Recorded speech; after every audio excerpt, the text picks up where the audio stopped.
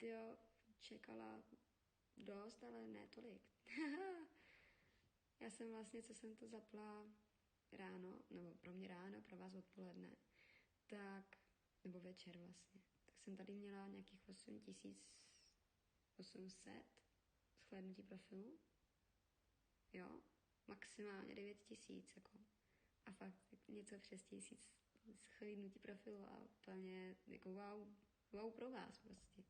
Že i když občas tady fakt říkám kundoviny a máte tady se mnou trpělivost prostě na to, že tady nejdou alerty a všechno možný. No, BMX, no, přesně tak.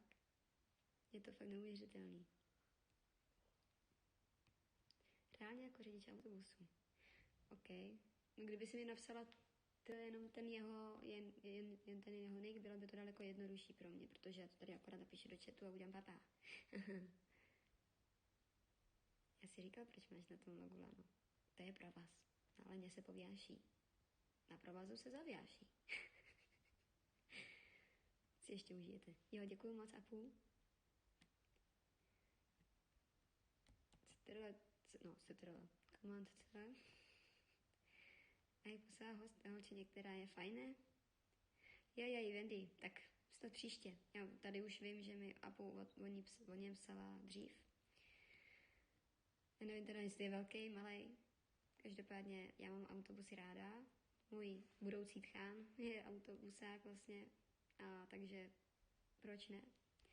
Už jenom z toho důvodu mi je to sympatický. Mějte se všichni krásně, uchyláčci moji a už neuchylačte moc tady u mě v chatu, aby se vám tam mohla dát toho móda.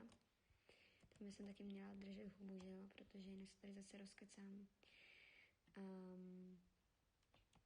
Pozdravujte ho od Buginy, jo. Řekněte, že jenom tak třeba... Ty máš... Dobře, tak jo. Pozdravujte ho od Buginy, že třeba běžíte kolem. A mějte se krásně. Sleeping good, making beautiful dreams. Thank you so much.